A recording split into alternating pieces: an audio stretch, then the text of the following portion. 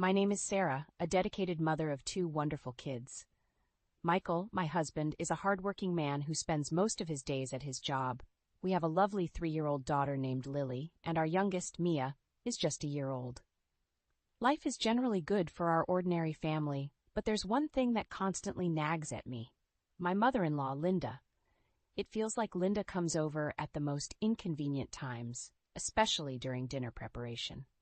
Without much warning, she walks into our home, just as she often does. It's not a fixed schedule, but she shows up around this time frequently enough that Lily hardly even looks away from her favorite cartoon. "Sarah, is this fried food again?" Linda's disapproval is evident. "That's not good. It's so oily. You need to take better care of Michael's stomach when he comes home tired from work. It's not good for the grandkids either." "But Lily really likes it," I reply hesitantly. "Well, that's because you only feed her junk. Look, I've made a creamy vegetable stew and minestrone for you. It's essential for the kids to get used to Western food from an early age." Linda starts setting the table with the large containers of creamy stew and minestrone she brought. It's a lot, enough to last for at least 3 days, and I feel a little down just looking at the stew, which is mostly just carrots and cabbage. "Come on, stop daydreaming. I'll take the food you made home with me, so go ahead and pack it up. It's not tasty, but we can't waste food." This is routine. Last time she visited unexpectedly, she replaced my clam chowder with her own fried chicken. Holding the still warm container, she left without even looking at her grandchildren. Once the front door closed, Lily turned to me softly. "Grandma took my fried chicken again." My heart aches seeing my daughter's sad face. "Don't worry, there's a little bit of meat left. Just wait a moment." Yay! As I heat up the oil again, I feel relieved seeing Lily's joyful reaction to my words. However, my inner dissatisfaction remains. Linda has been overly intrusive since my marriage, but it's gotten worse over the last year. Every week, she shows up unannounced during dinner prep time. Initially, she would just criticize my cooking and parenting, then leave her creams due on the counter. But for the past 6 months, she started taking my food home with her, effectively ruining our meal. I can't imagine Linda, who lives alone since my father-in-law passed away, eating all 3 servings. She's probably throwing it away. As I prepare baby food and distract the kids, I manage to cook. It's tough, but seeing my family's happy faces keeps me going. Yet my fried chicken, braised pork, mapo tofu, and hamburgers, all of it gets taken away. I grew up in a family that ran a restaurant, and my dad taught me how to cook. So I'm confident in my culinary skills. And yes, I think my food tastes better than Linda's overly sweet creams do. It irks me to have my skills negated by her. But with Lily and Mia in the picture, I've been struggling to stand up to Linda, their grandma. More cream stew?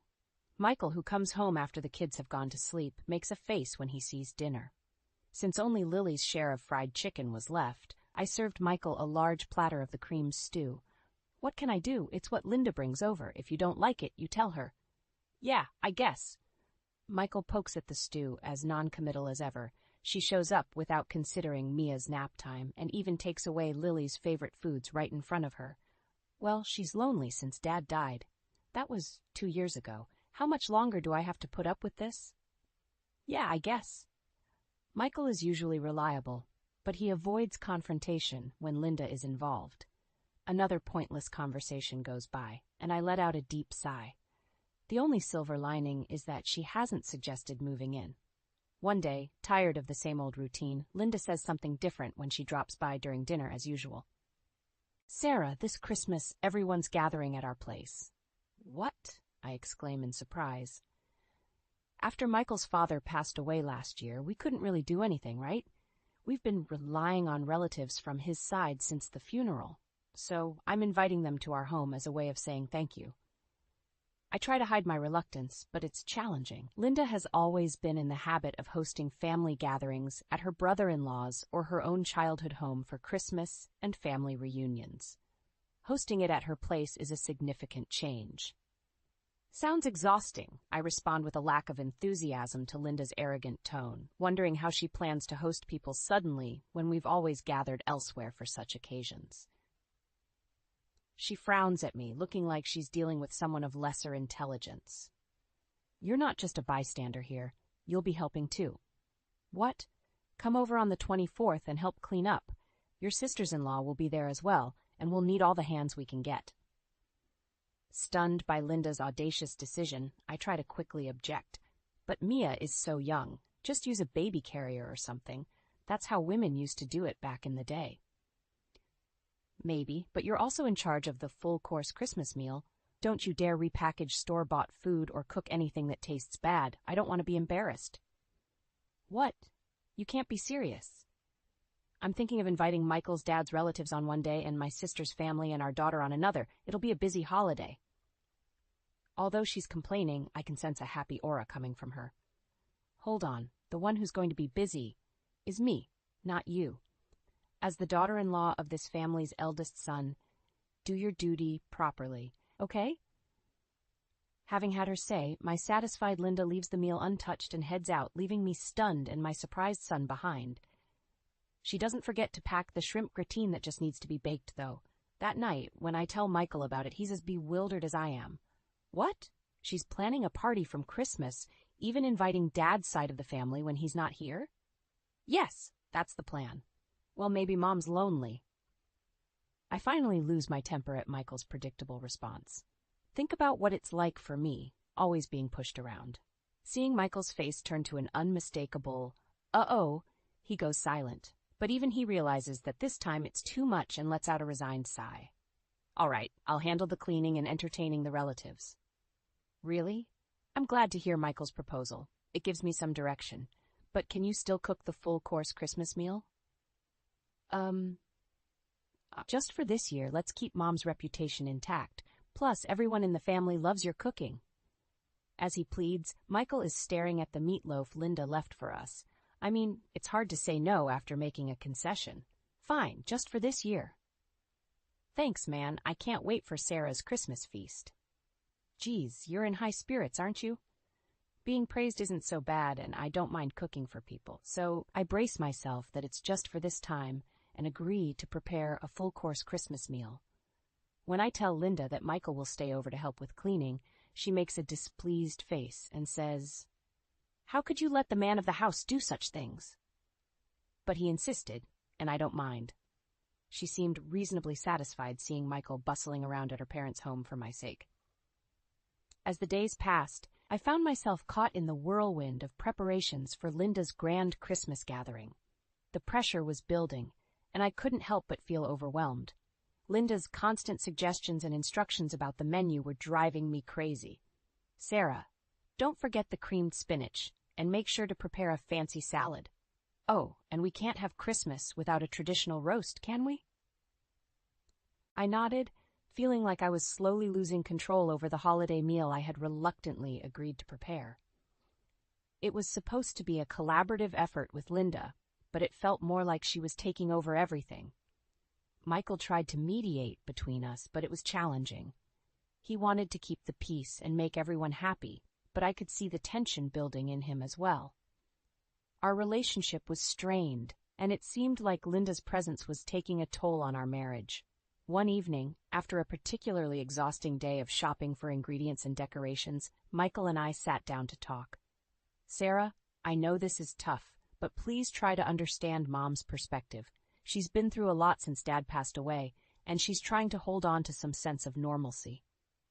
I sighed, feeling torn between my frustration and sympathy for Linda. I get that, Michael, but it feels like she's taking over everything. I agreed to cook the Christmas meal, but now it seems like she's planning the entire event without me. Michael looked conflicted, torn between supporting me and not wanting to upset his mother. I'll talk to her again, try to find a middle ground. But please, just for this Christmas, can you go along with her plans? It would mean a lot to her. I reluctantly agreed, hoping that this compromise would ease the tension in our family. As the days passed, I continued to prepare dishes for the feast, trying to balance Linda's demands with my own culinary preferences. It was a challenging task, but I was determined to make this Christmas special for everyone. However, the closer the holiday approached, the more I felt the weight of the expectations and the mounting pressure. I couldn't help but wonder if I had made a mistake by agreeing to this in the first place. As Christmas Eve drew nearer, the stress of preparing for Linda's grand gathering began to take its toll on me. The pressure to meet her expectations weighed heavily on my shoulders. I spent countless hours in the kitchen, meticulously preparing each dish from scratch. The creamy spinach, fancy salad, traditional roast, and all the other items on Linda's extensive menu were lovingly cooked and garnished. Michael had tried his best to help, but he was also caught in the crossfire between his mother's demands and my desire for a peaceful holiday. The tension in our home was palpable. Even Lily and Mia seemed to sense the unease, their usual cheerful spirits somewhat dampened by the atmosphere. I knew I had to keep it together for their sake, but it was becoming increasingly challenging. On Christmas Eve morning, Linda arrived early, ready to supervise every detail of the preparations. She watched my every move as I put the finishing touches on the dishes. Her critical eye never left me, and I felt like I was being judged at every turn. As the hours passed, the house filled with the mouth-watering aroma of the Christmas feast. The table was set with care, adorned with festive decorations and flickering candles. Guests began to arrive, and the house buzzed with the excitement of the holiday. Despite my exhaustion and the mounting stress, I couldn't help but feel a sense of accomplishment as I looked at the beautifully presented dishes. This was my chance to prove myself, to show Linda that I could handle the responsibility she had entrusted me with. As the meal began, the first few bites were met with polite compliments from the guests. Linda's face lit up with satisfaction as she received praise for her meticulously planned Christmas gathering. I kept a watchful eye on Michael, who was doing his best to mediate between his mother and me. But as the meal progressed, something unexpected happened. Sophia, Linda's sister, began to compliment the dishes one by one, praising their flavors and presentation. She seemed genuinely impressed by the food. Sophia's words caught the attention of the other guests, and soon the entire table was filled with compliments and appreciation for the meal. Linda's smile faltered as she realized that the credit for the delicious food was being showered on me, not her. I watched as Linda's face turned from satisfaction to frustration. She had been so focused on maintaining her reputation as the perfect host that she hadn't noticed the genuine joy and gratitude from the guests. It was a bittersweet moment for me, as I had finally earned the recognition I craved, but it had come at the cost of Linda's disappointment. As the evening continued, the tension in the room grew, and it was clear that Linda was no longer enjoying the gathering. Michael tried to defuse the situation, but the damage had been done. In the end, I couldn't help but feel a sense of relief. I had proven myself as a capable cook and had earned the respect of Linda's relatives. It was a small victory, but it meant the world to me. As the guests departed, I couldn't help but wonder what the future held for our family.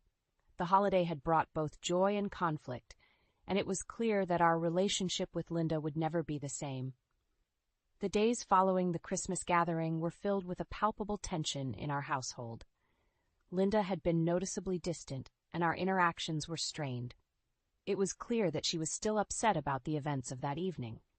Michael, caught in the middle of the conflict between his mother and me, tried his best to mediate. He urged Linda to talk to me and address her feelings, but she remained stubbornly silent. One evening, after Linda had left our home, Michael and I sat down to discuss the situation.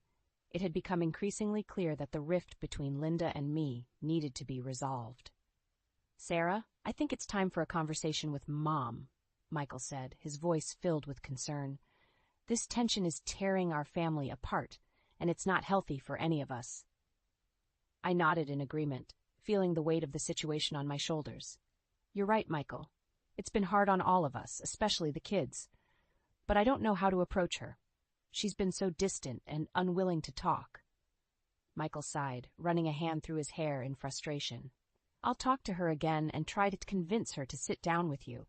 Maybe if I'm there as well, we can have an open and honest conversation."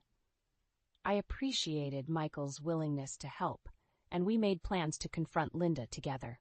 It was clear that something needed to change for the sake of our family's well-being. A few days later, we gathered in Linda's living room, the atmosphere heavy with tension. Linda looked uncomfortable, but she agreed to the meeting. Michael took the lead, addressing Linda gently but firmly. "Mom, we can't continue like this. The tension between you and Sarah is affecting all of us, especially the kids. We need to find a way to resolve our differences and move forward as a family." Linda remained silent for a moment, her gaze fixed on the floor. Finally she spoke, her voice filled with a mixture of frustration and sadness.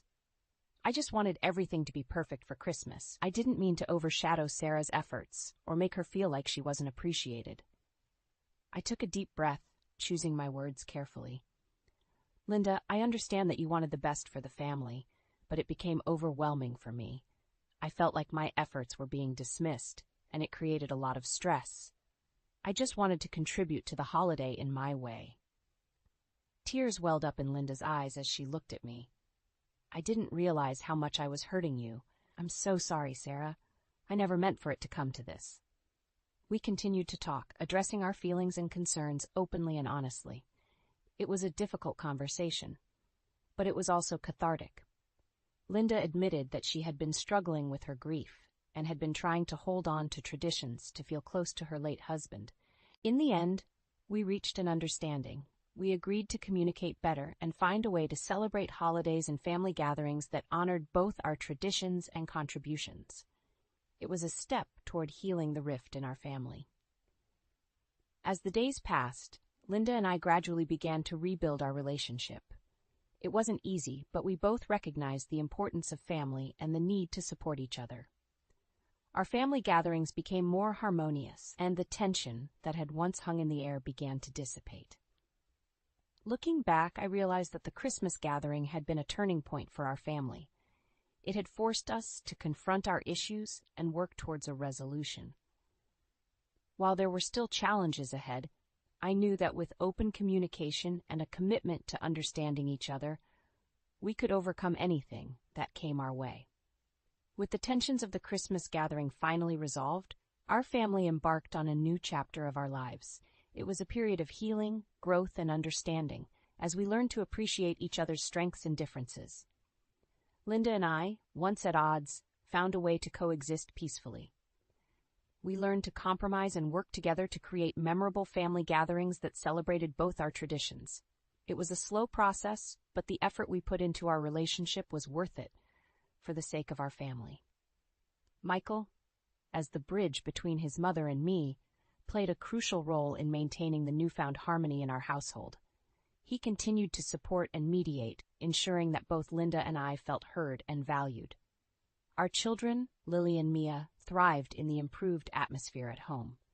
They were no longer caught in the crossfire of our disagreements and were free to be their joyful, carefree selves.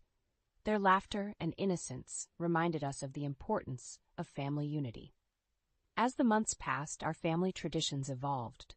We began to create new holiday rituals that incorporated elements from both Linda's and my backgrounds. Our gatherings became a blend of flavors, customs, and celebrations that reflected our unique family dynamic. I continued to cook for our family, but now it was a collaborative effort. Linda and I would plan the menu together, each contributing our favorite dishes. It became a bonding experience that allowed us to connect on a deeper level. Our Christmas gatherings were no longer a source of tension, but a time of joy and togetherness. We focused on what truly mattered, the love and support we had for one another. The holiday season was a reminder of the strength of our family bonds. Looking back, I couldn't help but feel grateful for the challenges we had faced. They had forced us to confront our differences and work towards a better understanding of each other. Our family had emerged from the ordeal stronger and more united than ever. As the years went by, our family continued to grow and change. Lily and Mia were joined by a new sibling, a little brother named Max. Our household was filled with the laughter and chaos of raising 3 children, and our family traditions continued to evolve. Through it all, Linda, Michael, and I remained a united front, dedicated to providing our children with a loving and supportive environment. We had learned that family was not about perfection, but about embracing each other's imperfections and finding strength in our differences. And so our family journey continued, filled with love, laughter, and the promise of a brighter future. We had weathered the storms of the past and emerged stronger than ever. ready to face whatever